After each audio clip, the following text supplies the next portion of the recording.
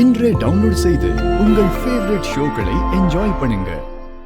நீங்க உளுந்தங்களி செஞ்சிருங்க. வாட்? உளுந்தங்களியா? என்ன இது நான்சென்ஸ் மாதிரி பேசிட்டு இருக்க? இதெல்லாம் ஒரு டிஷ்ஷா? உன் இஷ்டத்துக்கு என்னால சமைக்க முடியாது. அதுவும் இதெல்லாம் எனக்கு சுத்தமா தெரியாது. என்ன, நான் ஒரு ரவுண்ட்ல ஜெயிச்சிட்டேன், அடுத்த ரவுண்ட்ல என்ன கவுக்கலான்னு பாக்குறியா? நானா? ஆ.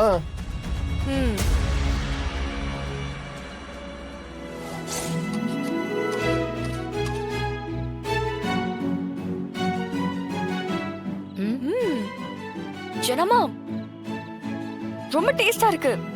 எப்படி இவ்ளோ பக்குவமா பண்ணிருக்கீங்க? தமிழ், இப்பெல்லாம் யாரும் பசிக்காகவும் ஆரோக்கியத்துக்காகவும் சாப்பிடுறதில்ல. எல்லாரும் ருசிக்காக மட்டும்தான் சாப்பிடுறாங்க. உணவுங்கிறது வயிறு மட்டும் இல்ல, மனசையும் நிறைக்கணும். அதுக்கு நாம முதல்ல மனசார சமைக்கணும். அப்படி ஒரு சமையல் தான் காலத்துக்கும் கடந்து நிற்கும். இதோ இந்த உளுந்தங்களி எனக்கு எங்க அம்மா சொல்லி கொடுத்தது, அவங்களுக்கு அவங்க அம்மா சொல்லி கொடுத்தது, அவங்களுக்கு அவங்க அம்மா சொல்லி கொடுத்தது.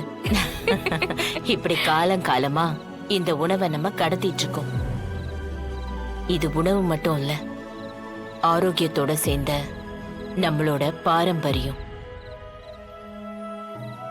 இந்த தலைமுறைக்கு இதோட நன்மையெல்லாம் புரியுமானே தெரியல. இதெல்லாம் எங்களோடய நின்னு போயிருமோன்னு பயமா இருக்கு தமிழ். இந்த உளுந்தங்களியும் கருவாட்டு குழம்பும் எப்படி ஒரு காம்பினேஷன் தெரியுமா? சொல்லும் போதே நாக்குல எச்சில் ஊறும். சிபி சார், என்ன? உளுந்தங்களி கருவாட்டு குழம்பு செம்ம காம்பினேஷன். அதை செஞ்சு அசத்திடலாம். ஏய், அது எனக்கு சுத்தமா தெரியாதுன்னு சொல்லிட்டு இருக்க. நீ திரும்ப திரும்ப அதே சொல்லிட்டு இருக்க. எனக்கு தெரியுமே, இது ஜெனாமாவோட ஃபேவரட் ரெசிபி. கண்டிப்பா ஜெயிக்கும்.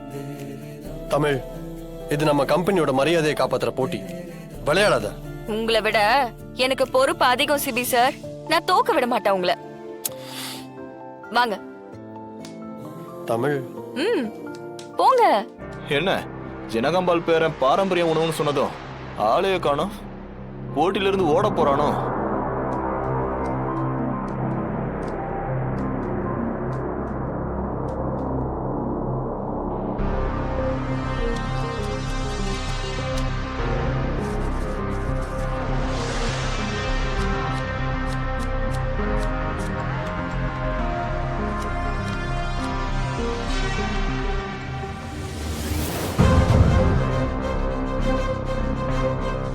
சிபி சார் கிராமத்து சமையல பண்ணிட்டு இருக்காரு போல இருக்கு.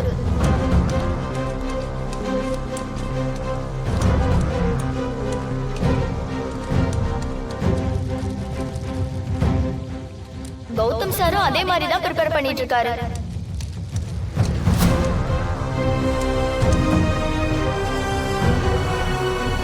அவங்க ரெண்டு பேரும் என்ன பண்றாங்கன்னு போய் பார்க்கலாம் வாங்க.